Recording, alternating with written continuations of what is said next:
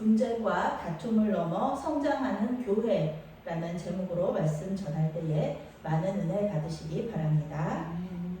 사랑의 하나님, 우리 민족에게 한글이라는 귀한 선물을 주셔서 감사합니다. 한글을 통해 말씀을 읽고 배울 수 있도록 도와주시고 그 말씀 가운데 임재하셔서 우리와 소통하여 주시니 감사합니다. 이 시간 예배 가운데 우리나라의 역사 속에서 함께하신 주님을 깊이 묵상할 수 있도록 인도하여 주시옵소서. 세상은 지금 전쟁과 동성애 이슈로 시끄럽고 우리의 생각과 마음도 분주합니다. 이 시간 말씀 속에서 주님과 교제 나누려고 합니다. 우리의 생각 속에 임재하셔서 모든 세상 근심을 주님께 맡기고 말씀에 집중할 수 있도록 도와주시옵소서. 예수님의 이름으로 기도합니다. 아멘. 네, 오늘의 핵심 주제는 교회 안에서 일어나는 분쟁과 다툼을 두려워하지 말자. 오늘의 핵심 주제, 교회 안에서 일어나는 분쟁과 다툼을 두려워하지 말자. 사도행전은 내부적인 도전 또 외부적인 그 도전에 응전하면서 부흥하고 또 성장하는 교회의 모습을 우리에게 보여주고 있습니다. 오늘 말씀 역시 예루살렘 교회의 아주 고질적인 문제를 보여주고 있는데요. 그것은 바로 이방인의 구원 방법론에 대한 문제입니다. 이방인의 구원에 있어서 율법을 지키는 거, 그 다음에 할례를 행하는 거, 이게 굉장히 필수적이라고 예루살렘 교회는 생각하는 거예요. 그렇게 주장하는 거예요. 예루살렘 교회는 이 문제가, 이 할례 문제가 결국은 이 할례 문제인데, 이 할례 문제가 이방인 교회까지 부정적인 영향을 미치는 것을 보면서 이제 최초의 종교 회의를 열게 돼요. 최초의 종교 회의를 열어서 이 문제를 논의하고 원칙을 정하게 됩니다. 우리 1절 말씀과 1절 말씀 함께 읽겠습니다. 어떤 사람들이 유대로부터 내려와서 형제들을 가르치되 너희가 모세의 법대로 할례를 받지 아니하면 능히 구원을 받지 못하리라 하니. 바울과 바나바가 1차 전도 여행을 아주 성공적으로 마치고요. 안디옥 교회로 돌아와서 이제 1년 정도가 되었을 때의 일이에요. 아직 선교지 갔다가 돌아와서 이제 그 안디옥 교회를 또 이렇게 사역하고 있을 때 일인데, 예루살렘 교회에 다니던 유대인 개종자들이 이제 안디옥 교회로 오게 된 거예요.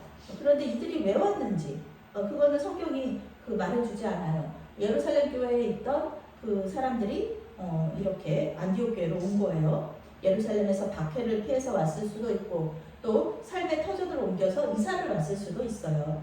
문제는 이들이 부흥하고 성장하는 이 안디옥 교회에 들어와서 이방인 성도들이 많았잖아요, 그때 당시에. 근데 이방인 성도들한테 얘기하는 거예요. 야, 내가 우리 저기 예루살렘 교회 출신이거든. 근데 우리 예루살렘 교회 출신 전통이 있는 출신 우리 성도들이잖아. 근데 할례 안 받으면은 구원 못 받는다. 우리 예루살렘 교회는 전부 다 할례 받아. 그러니까 할례 안 받으면은 구원 없어. 이렇게 가르친 거예요. 예루살렘 교회가 이제 그 예수님의 제자들이 있는 교회고 아주 정통성이 있는 그런 교회에서 온 사람들이 할례 받지 않으면은 구원 못 받는다고 이렇게 얘기를 하니까 이 교회가 조금 이렇게 분란이 생긴 거예요. 아브라함이 하나님과 맺은 언약을 할례 언약이라고 부릅니다. 할례는 아브라함과 그 후손이 하나님만을 믿고 하나님의 말씀에 순종하겠다는 언약의 징표예요. 이걸 그래서 다른 민족하고 구별되어 있어요. 아무도 할례 안 하는데 이 유대인들만 할례해서 너 할례 받았어, 할례 받았네, 너 유대인이네, 너 하나님 믿네, 너 하나님의 백성이네, 이렇게 하면서 할례를 통해서 유대인은 이방 민족과 구별되었기 때문에, 그게 거룩하다는 뜻이거든요. 구별되었기 때문에 할례는 유대인의 정체성을 말해주는 것이기도 했습니다. 그래서 그 제2차 세계대전 때 유대인인지 아닌지 알아보려고 이렇게 남자들은 할례를 받았는지 안 받았는지 보고 할례 받았으면 유대인 수용소로 끌고 가고 그랬었잖아요. 그런데 유대인 개종자들이 이 이방인 개종자들에게 이 할례를 해야 구원을 받을 수 있다라고 이렇게 가르친 거예요. 원래 유대인이었다가 유대교를 믿었다가 예수님을 믿은 사람들이 자기는 할례도 받고 예수님도 믿고 세례도 받고 다 한 거죠. 그런데 그 사람들이 와가지고 여기 와가지고 이방인들한테, 이 안디옥 사람들한테 얘기하는 거죠. 너네 세례만 받았어? 할례도 받아야 되는데 이렇게 얘기하면서 말하니까 구원을 받을 수 있다고, 그래야만 구원을 받을 수 있다고 얘기하니까 이 이방인 개종자들이 헷갈리기 시작한 거예요. 나는 예수님 믿고 믿음으로 구원받았는데 할례를 또 받아야 되나? 이것은 무슨 말이냐 하면은 이방인들이 이렇게 과정을 거쳐야 된다는 얘기예요. 이방인이 원래 하나님 안 믿는 사람이었잖아요. 이방인들이 이제 유대교로 개종을 먼저 해요. 할례를 받아서 기종을 하고 그 다음에 다시 그리스도인으로 개종을 해야 된다는 얘기예요. 이게 얼마나 이상해요 이게. 유대교로, 나는 한국 사람인데 너네들 예수 믿고 구원받으려면은 너네 먼저 유대인이 돼야 돼. 그래서 유대교의 율법을 지키고 할례 받고 그 다음에 이제 예수님 믿는 기독교가 되는 거야. 기독교인이 되는 거야. 이거 말이 안 되잖아요. 나 한국 사람인데 기독교인으로 바로 갈 수 있는 길이 있는데 왜 이렇게 돌아가야 되는 거야? 그러면서 이상하다고 생각한 건데, 근데 이제 또 예루살렘 교회에서 왔으니까 이걸 완전히 무시할 수도 없는 거죠.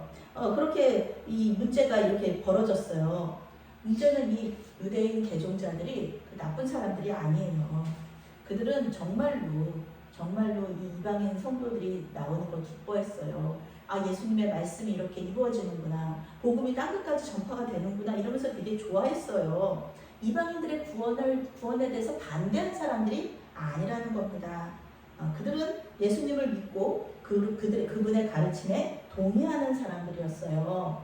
그런데 사도 바울은 이 사람들을 거짓 형제라고 불렀습니다. 거짓 형제다. 당신들은 거짓 형제입니다. 라고 얘기를 하는 거예요. 아니, 예수님 믿는 사람들이고 그리고 되게 이방인의 구원에 대해서 열려있는 것처럼 이렇게 얘기했는데 사도 바울은 거짓 형제다 이렇게 얘기했어요. 왜냐하면 그들은 잘못된 구원관을 가지고 있었기 때문에 그래요. 예수님 한 분으로는, 그들에게 있어서는 예수님 한 분으로는 부족했던 거예요. 그러니까 할례도 받고 율법도 지켜야지, 그래야지 예수님 믿는 그것이 이제 100% 구원을 받을 수 있다고 생각하는 거예요. 그럼 얼마나 그게 예수님 한 분만으로 구원받는다는 우리 이 믿는 자들의 그 믿음의 고백하고는 너무 다른 거잖아요. 그러니까 거짓 형제다. 그들은 예수님의 보혈을 믿는 그 믿음만으로는 부족하다 생각했습니다. 믿음에 구약의 율법을 덧붙여야만 완전해진다 라고 생각했습니다.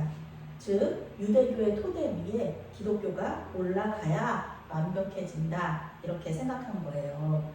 근데 이거는 예수님의 말씀하고 전혀 다른 말씀이죠. 예수님께서 율법을 완성하신 분인데 이거 꼭 그렇게 해야 된다? 이거 아닌 거예요. 이러한 문제는 이제 신약 시대가 열리고 신약의 교회가 세워졌지만 아직 신약이 제대로 정립되지 않았기 때문에 일어난 일이었습니다.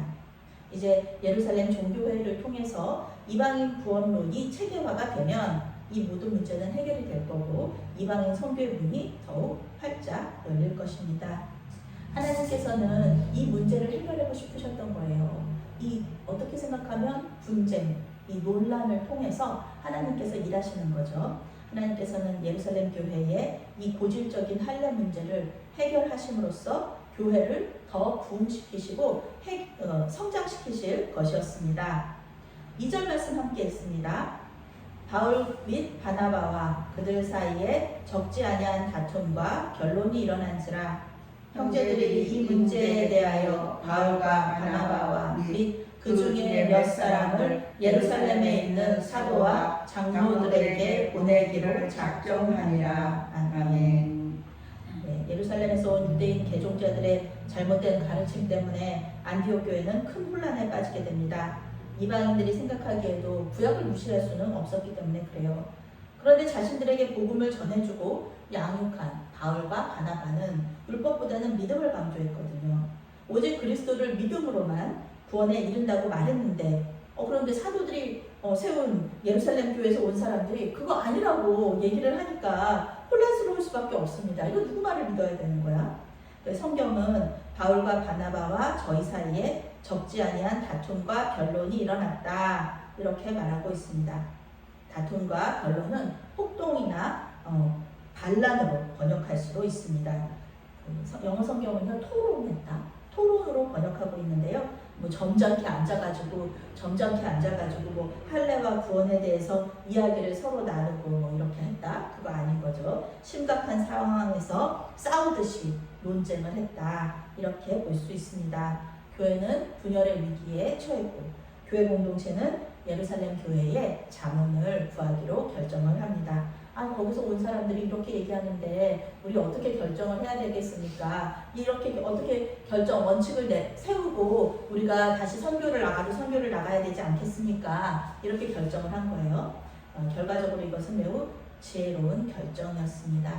물론 여기에는 이방인의 구원을 위해 일하시는 하나님의 계획이 있었다. 하나님께서는 예루살렘 종교회의를 통해서 이방인 구원에 대한 신학을 정립할 수 있도록 인도해 주신 거예요. 사실 할례 문제는 이렇게 큰 일이 될 게 아니었죠. 왜냐하면 고넬료부터 시작해가지고 할례 받지 않은 사람이 얼마나 많았는데요. 아브라함도 할례 받지 않았는데 구원받고 믿음이 의롭다 여김을 받은 거잖아요. 나중에 할례는 받은 거죠. 그렇게 그 갈라디아 지방의 이방인 개종자들로까지 고넬료부터 시작해서 아브라함부터 시작한 거죠. 그래서 모두 할례 없이 구원을 받았는데 성령께서 그들과 함께 계셨는데 할례 안 했어도 성령께서 오셔서 그들의 위에 이렇게 임하셨는데 사실 이거 그렇게 큰 문제가 아니었지만 어쨌든 신학적으로 정립될 필요가 있었기 때문에 이 모든 일을 하나님께서 허락하셨다는 것입니다. 3절 말씀 함께 읽습니다. 그들이 교회의 전송을 받고 베니게와 사마리아로 다니며 이방인들이 주께 돌아오기를 바라며 형제들을 다 크게 기쁘게 하더라. 아멘. 바울과 바나바와 몇몇 형제들이 교회의 전송을 받고 예루살렘으로 출발했습니다. 이들은 예루살렘으로 가는 길에 베니게와 사마리아에 있는 교회들을 방문하였습니다. 다 자기들이 이제 전도한 곳이죠. 베니게에는 예루살렘에서 박해를 피해간 사람들이 세운 교회가 있었고 사마리아에는 빌립 집사를 통해서 예수님을 믿게 된 사람들이 세운 교회가 있었습니다. 베니게와 사마리아 교회 사람들은 바나바와 바울이 전해준 1차 전도 여행의 결과를 들으면서 크게 기뻐했습니다. 사도행전의 공식 중에 하나가 복음이 전해지는 곳에 기쁨이 넘친다 하는 것이 이 사도행전의 공식 중에 하나죠. 교회가 유대인 교회와 이방인 교회로 분열될 수 있는 이 위기 상황 속에서 이방인 구원의 방법이 이 할례 문제가 어떻게 해결이 되느냐, 어떻게 결정이 되느냐에 따라서 선교의 역사가 달라질 수 있는 이때에 이런 위기 상황이죠. 그런데 기쁨이 충만했다. 교회마다 기쁨이 충만했다. 이것은 성경에서 이 사도행전을 기록한 누가가 이제 얘기해 주는 거죠. 이 결과 굉장히 잘 나올 거야.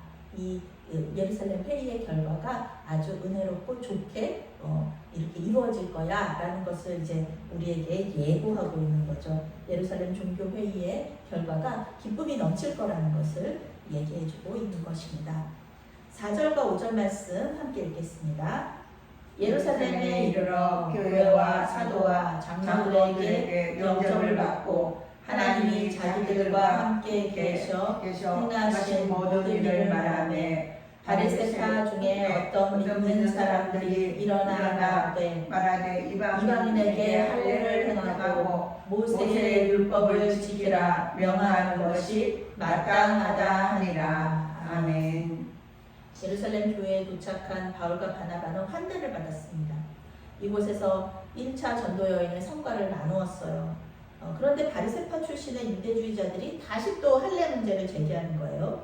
이방인이 구원받으려면 할례 받아야지, 모세 율법 지켜야지, 이렇게 얘기한다는 겁니다. 이 유대주의자들은 바울과 바나바가 이방인들에게 너무 은혜만 강조한다. 당신들 너무 은혜만 강조하니까 그 사람들 계속 우상숭배 하잖아요. 우상숭배 때 할 때 그 행위들을 계속해서 하지 않습니까? 이렇게 얘기를 하는 거예요. 유대주의자들은 이방인들이 유대인들보다 점점 더 많아져서 그런 상황에서 믿음만 중시하다가는 이 행위, 윤리 이거 아주 그냥 완전 엉망될 거라고 얘기하는 거예요. 비도덕적인 행위, 율법적이지 않고 부정한, 거룩하지 않은 그 행위로 가득 찬 교회가 될 것이다. 걱정하는 거죠. 걱정. 그렇게 교회 그런 공동체로 전락하지 않을까 걱정하는 거예요. 그래서 우리 이런 유대주의자들과 이 유대주의자들이 뭐 그렇게 막 꽉 막힌 사람들은 아니었습니다. 그저 이방인들이 자신들처럼 율법을 잘 지키면서 하나님의 복을 받는 삶을 살길 원한 거예요. 그런데 이것은 잘못하다가는요, 기독교를 유대교의 한 분파로 만들 수가 있거든요. 구더기 무서워서 장 못 담그냐 이렇게 자꾸, 물론 이런 분들도 계셔야지 우리 기독교가 점점 더 이렇게 더 단단해지고 건강해지는, 항상 이렇게 선지자처럼 또 이렇게 말해주시는 분들이 계셔야 되는 것은 사실이에요. 그래서 우리 선교 지금 노자한 대회라든지 아주 큰 집회를 앞두고 걱정하시는 말들이 되게 많거든요. 선교가 물론 중요하다, 복음 전파 물론 중요하다. 그런데 복음 전파만 그렇게 하다가, 그때 당시에랑 똑같은 얘기예요. 복음 전파만 그렇게 하다가는 복음이, 선교 이래도 좋다 저래도 좋다 그렇게 하다가는 이 복음이 희석될 우려가 있기 때문에 이런 이야기들을 한 겁니다. 우리는 오늘 말씀을 통해서 성숙한 교회의 모습을 볼 수가 있습니다. 성숙한 교회는요, 분쟁과 다툼이 없는 교회가 아닙니다. 성숙한 교회 안에도 오랫동안 해결되지 못한 고질적인 문제가 있어요. 그런데 이 고질적인 문제는요, 무슨 일이 있을 때마다 수면 위로 드러나서 교회 공동체의 평안을 깨트리는 거예요. 할례 문제처럼. 교회 안에 뭔가 문제가 있는데 그냥 항상 이렇게 덮여져 있어요. 그러다가 어떤 한 순간이, 계기가 딱 생기면 그게 탁 터지면서 교회 공동체가 이렇게 시끄러워지는 거죠. 그런 문제들을 다 있어요. 그런데 분쟁과 다툼이 있고 고질적인 문제가 있어도 성숙한 교회가 될 수 있는 방법, 그것이 오늘 말씀에 나옵니다. 안디옥 교회와 예루살렘 교회가 바로 이러한 성숙한 교회입니다. 두 교회는 성령 안에서 지혜롭게 이 고질적인 문제를 풀어가려고 서로 노력했습니다. 다툼과 분쟁이 물론 있었어요. 있었지만 그것이 교회의 분열로 이어지지는 않았다. 그리고 결국 이방인 선교와 교회 공동체에 유익한 결론을 도출을 하게 돼요. 그리고 문제를 해결합니다. 물론 이 문제가 어떻게 해결될지는 이제 다음 장에 나옵니다. 그러니 우리는 교회 안에 있는 고질적인 문제나 다툼을 두려워할 필요가 없습니다. 그런 얘기 있으면 막 교회 안에서 분명히 문제가 있는 거거든요. 고린도 교회 얘기 들어보면 다 있잖아요. 성적인 문제도 있었고 동성애 문제도 있었고 불륜 문제도 있었어요. 모든 문제들이 고린도 교회나 다른 교회들에도 있었거든요. 근데 그거를 그냥 숨기하지 않잖아요. 사도 바울은 확실하게 얘기하잖아요. 다툼을 두려워할 필요 없습니다. 문제는 드러나야 돼요. 특히 하나님께서 그것을 드러내실 때는, 하나님께서 그것을 해결하기를 원하신다는 것으로 우리가 생각을 해야지, 교회 안에서 그렇게 부정적인 얘기하면 안 돼, 교회 안에서 그렇게 시끄럽게 그러면 안 돼, 교회 안에서 그렇게 목사님이나 성도들을 이렇게 공격하면 안 돼, 그런 식으로 하면서 문제를 자꾸 덮으면은요, 그 문제가 해결이 되지 않고요, 계속 그 문제가 계속해서 교회 공동체를 힘들게 합니다. 물론 하나님께서 그것을 드러내지 않고 덮으실 때도 있고, 하나님께서 그것을 여실 때가 있어요. 하나님께서 여실 때는 그 고질적인 문제나 다툼을 두려워하지 말고 그것을 수면 위로 딱 들어 올려서 서로 기도하면서 논의하면서 해결하는 그런 교회, 이것이 이런 교회 공동체가 아주 주님 안에서 지혜롭게 해결하는 교회 공동체, 아주 건강하고 성숙한 교회 공동체라는 것을 오늘 말씀에서 볼 수가 있습니다. 우리 교회 안에 분쟁과 다툼을 유발할 수 있는 고질적인 문제가 있다면 그것을 이 시간 하나님 앞에 올려드리시기 바랍니다. 하나님, 해결해 주십시오. 그리고 때가 되어서 그 문제를 다루게 될 때, 때가 되면 하나님께서 이렇게 떠올려 주실 거잖아요. 다루게 될 때 교인들이 서로를 신뢰하는 가운데 그 문제를 잘 풀어나가서 더 성숙하고 연합하는 기회가 될 수 있게 해달라고 기도하시는 저와 우리 메아리교회 성도님들이 되시기를 바라겠습니다. 아멘. 사랑의 하나님, 오늘 말씀을 통해 성숙하고 건강한 교회에 대해 알게 해주심에 감사합니다. 우리 교회 안에 분쟁과 다툼이 있을 때에 주님께서 개입하셔서 그 문제를 잘 해결하도록 인도하여 주시옵소서. 문제가 있는 것, 분쟁과 다툼이 있는 것을 두려워하지 말고 주님께서 아버지 이 문제를 해결해 주신다고 믿고 주님의 인도하심을 따르게 하여 주시옵소서. 매일교회 교인들 한 사람 한 사람의 마음을 주관하여 주시어서 주님과 주님의 교회를 사랑하는 데 있어 최선을 다할 수 있도록 도와주시옵소서. 교회 머리 되시는 예수 그리스도의 이름으로 기도합니다. 아멘.